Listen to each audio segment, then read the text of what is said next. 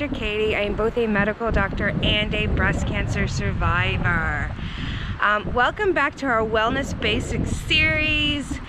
This is a third topic I'm going to talk about. So just to recap, I've talked about sleep, I've talked about the importance of exercise, and now I'm going to talk about healthy eating and low tox living.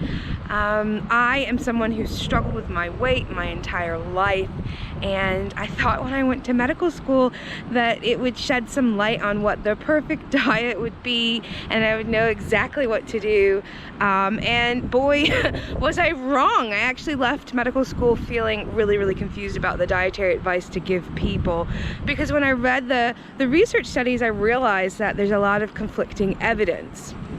I didn't really know what to be recommending to my patients. The ones that really wanted help, I would refer to a nutritionist or a dietitian. And then with my own journey, I've seen nutritionists and dietitians. I've tried probably every diet under the sun. And one of the things that's been really hard for me is it just seems like everyone says, I'm right, everyone else is wrong, you need to follow my diet to a T to be healthy, to lose weight, and to live a long life. So, and a lot of times these diets, for example, low carb, I've been very successful at losing weight with low carb. It's not something that I personally have been able to sustain long term. So yeah, I think I've just kind of I've traveled the Battle of the Bulge journey for a really long time, and different things have worked for me at different points of my life. I've also had weight loss surgery. 2012 was when I did that, and that was a tool. But really, it's been lifestyle changes that I've needed to lose the weight and maintain the weight loss. So, you know, what is it that I tell my patients? Certainly, there are certain things that are just undisputable. Embracing plants, so fruits and vegetables, they're healthy, they're key to your well-being. Eat as much of those as you can. Obviously, to lose weight, you need a calorie deficit. Obviously, being overweight leads to poorer health outcomes. But there's a lot of arguments about, you know, what your macros should be. Should you have low carbs or high carbs? Should you have low fat or high fat? No one is saying eat lots of refined sugars, eat lots of sweets and baked goods. Everyone agrees that you should avoid those things, like, you know, white sugar, like you know, consuming a lot of cookies, consuming a lot of processed foods. So I tend to kind of tell my patients, look, this is what we do know. We do know that eating as much plants, eating things that are as close to coming from the earth as possible, and avoiding the man-made stuff. And we're realizing more and more that, you know, sugar is evil. We used to think that eating high-fat diets led to high cholesterol, but we're realizing more and more that it's actually consumption of a high-sugar diet that really can impact your lipid profile. And I think that's come from a lot of the low-carb research that looks at people that are consuming high-fat diets and actually improving their cholesterol. So I think for me, the breakthrough in my journey was post-cancer, being told by a plastic surgeon that I had to lose 30 kilos to get breast reconstruction, and maintain that for the rest of my life. And at that point, I felt like, okay, these are desperate times. They call for desperate measures.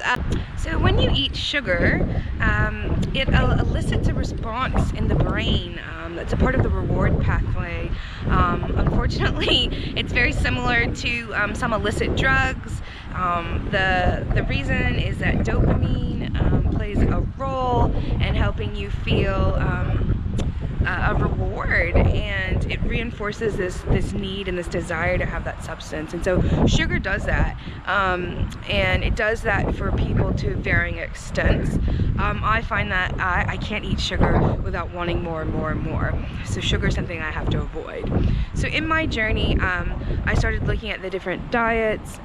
I followed the basic principles that we know to be true, and then I just tailored it to what worked for me, and I knew that I had to avoid certain trigger foods like sugar. I also eat very little whole meat, or sorry, wholemeal or whole wheat foods. And I do eat very little meat at this point because I maintain a plant-based diet, and it's vegan for the most part. And then, you know, it's worked for me, and I've leaned into intermittent fasting. That's what's worked for me. For a while I was going to Weight Watchers meetings. Calorie counting was something that I tried, or, you know, tracking points as they do, but it just wasn't something that I thought that I could sustain lifelong. So it's not something that I've continued. And for me, it's a process of waking up every day and recommitting to myself and to my wellness journey, and knowing that each day I can start again, and some days I make better choices than others, and it's a lifelong process. I still have some weight I'd like to lose, but I'm in a much better place, and with time things have gotten easier. So, you know, the advice that I really give people is focus on the principles, focus on the things that we know to be true, and then have the courage to chart your own path and listen to your body, and make decisions about your eating that is going to be right for you and your circumstances, because certain people are going to be able to tolerate certain types of foods, and certain people need more protein, less protein, more fat, less fat. Certain approaches are going to be better for certain individuals to lose weight and maintain weight. But we know plant-based foods are key, healthy meats, and you know, having balance, having variety is great. There's a lot of places that you can research different diets. The US News and World Reports does a great kind of overview and ranking of diets for health, for weight loss, looking at the pros and cons, and why. That's a great resource to look at. So, you know, do you, and don't apologize for what you need for your journey. And if you're at a place where you aren't ready to engage in some dietary change for lifestyle purposes, to be healthy and well, then just focus on you know, maintaining the good choices that you're making now. You know, it's a process, it's a lifelong process. There doesn't have to be a rush. There are some people that, you know, their health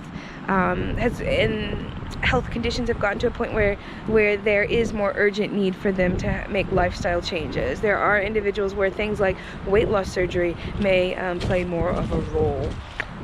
You just got to figure out what's going to work for you. But healthy eating, getting the micronutrients in that you need is key to living a long life. I guess books, there's a lot of books and a lot of things that I like. I particularly like The End of Dieting, Eat to Live by Joe Furman. That's been pretty pivotal for me. The Obesity Code is another great book by a doctor if you're interested in doing some further reading. There's lots of resources about low carb and ketogenic approaches and paleo approaches. The CrossFit community, they're very, very in shape. They take a more paleo approach. So it's just what is going to work for you. The final thing I'm going to talk about is, you know, low tox living. That's been key for me. Avoiding things like alcohol, or minimizing your drinking, or following the national guidelines, which are, you know, no more than 1 or 2 standard drinks, no more than 5 days a week, and that will vary depending on if you're male or female. That's important. I know for me, if I drink alcohol, I can't lose weight. Your body metabolizes alcohol first. So see where you are with that. I also try to minimize my caffeine intake and avoid other illicit drugs that can be addictive, because I don't want to be addicted to anything. And the other thing that I'm trying to do is reduce the other types of toxins. So have clean and pure water. I'm trying to minimize my plastic use and have a more sustainable and low waste lifestyle, which is harder, harder than I thought, but it's all a work in progress. So that's it for now. I know that some people wanted to maybe have something that's prescriptive, which I think there's tons and tons of things out there, but just have the courage to figure out what works for you, what you can sustain lifelong, and make choices to improve your life every day.